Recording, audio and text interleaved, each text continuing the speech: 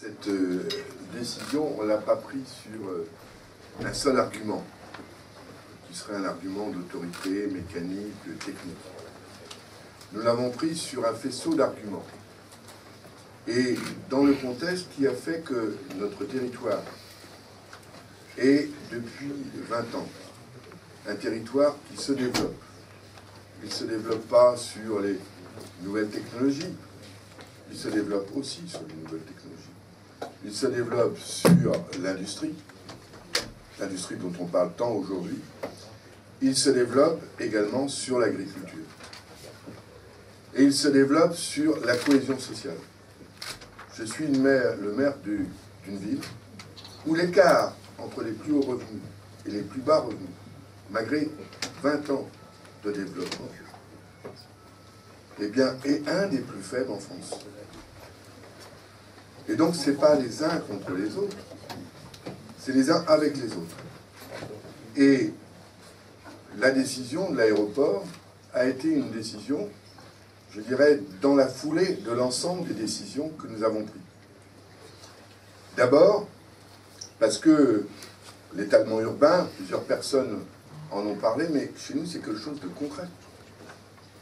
Aujourd'hui, sur 100 000 habitants d'ici 2030, pas 100 000 qui vont venir de l'extérieur, c'est 100 000 parce que la population reste plus longtemps, la population des jeunes ne part pas, et que nous sommes un territoire fécond, je dirais, c'est quand même, il faut le rappeler.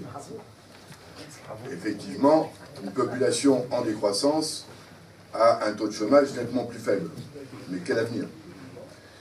Donc, aujourd'hui, nous sommes capables, et nous avons commencé à le faire, nous en avons fait la preuve, aujourd'hui, d'accueillir ce qui serait dans le plan d'exposition au bruit, le PEB, comme on dit, de manière un peu technocratique et technique. Et ces plans doivent se durcir. Moi, ça me semble tout à fait normal que l'impact des infrastructures liées à la vie, je dirais, locale, soit préservatrice de la vie courante, puisqu'on ne fait pas une ville à voir, mais on fait une ville à vivre. Mais en contrepartie, si ce transfert n'était pas fait, c'est près de 20 000 habitants que nous ne pourrions pas accueillir. C'est aussi des activités économiques et des grands équipements, tels que le CHU, qui va nous permettre de développer à la fois un hôpital public de recours, non seulement pour Nantes, mais aussi pour la région et bien au-delà, un enseignement et de la recherche. Et je dirais la recherche clinique est aussi quelque chose de fondamental. Et de le renvoyer à une périphérie ou de manière éclatée, avec tous les inconvénients que cela comporte. Donc ce choix est un choix, je dirais, mûrement réfléchi. Et puis, très concrètement, quoi de plus facile que de laisser les choses au fil de l'eau? C'est quand même un peu plus peinard, si je peux me permettre cette réflexion.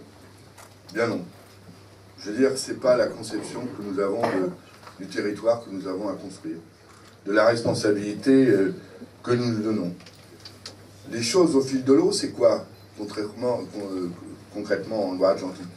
C'est 2000 hectares par an, c'est-à-dire un aéroport par an, qui je dirais, qui mange de la terre agricole, voire des espaces naturels, et qui remettent en question des équilibres biologiques, et je dirais également des équilibres tout simplement de rapport entre la nature, les hommes, leur développement et leur avenir.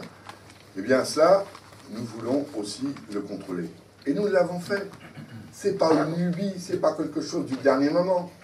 Lorsque, entre Nantes et Saint-Nazaire, sur l'estuaire, cet espace si sensible, nous nous sommes unis pour justement développer notre activité économique, notre habitat, en disant moins 15% dans les 10 premières années de consommation, comme ça, à volo, sans organisation.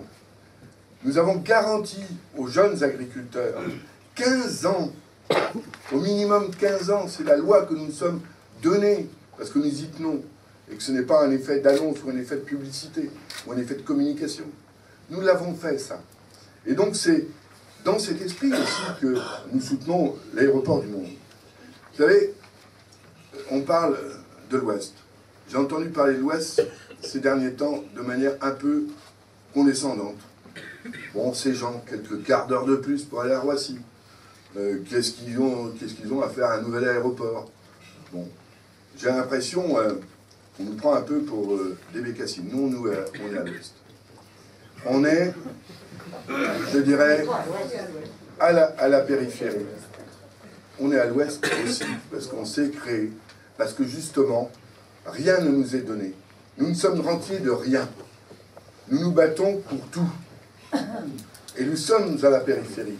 Donc c'est, je dirais, dans ce contexte-là, que nous nous battons, que nous voulons que notre territoire soit accessible.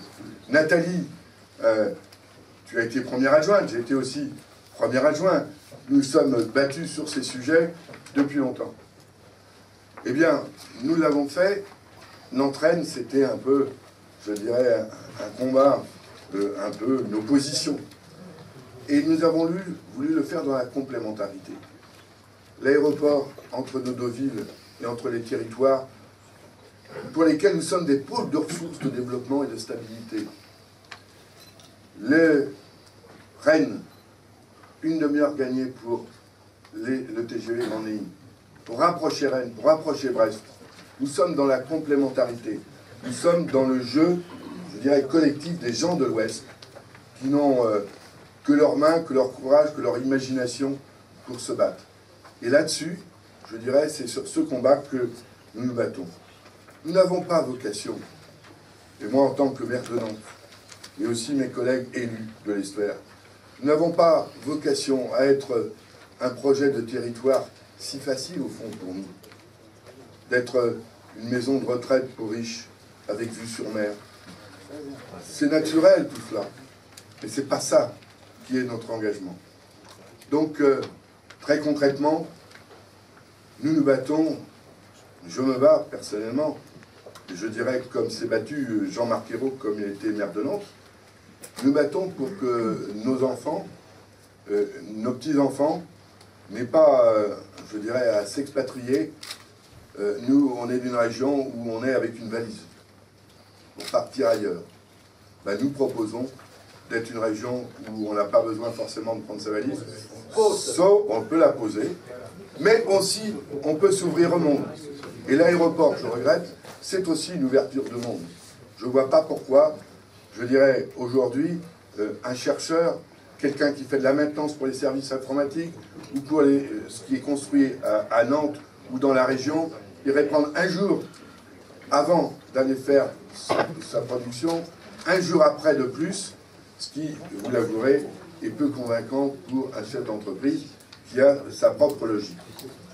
Donc, pour terminer, moi je vois très concrètement l'ouverture qu'a fait le Premier ministre. Je le vois comme, parce qu'aujourd'hui je sens bien, on nous dit vous êtes des élus, vous êtes, je dirais, des personnes qui représentent le développement économique. Mais en quoi vous représentez les angoisses des uns et des autres, de ceux qui défilent, sans forcément que ce soit pour ou contre l'aéroport, mais qui défilent parce qu'ils ne savent pas leur avenir, ils ne se projettent pas. Eh bien, je pense que ce temps va être pour répondre à ces incertitudes, pour répondre à ces angoisses, pour répondre à ces questions d'avenir de leur territoire, dont le seul projet est leur propre projet. Donc voilà, moi, comment je prends ce temps, et je m'en félicite, et en tout cas, en tant qu'élu local, sur ma ville, avec mes collègues, c'est là-dessus que je me battrai. Merci.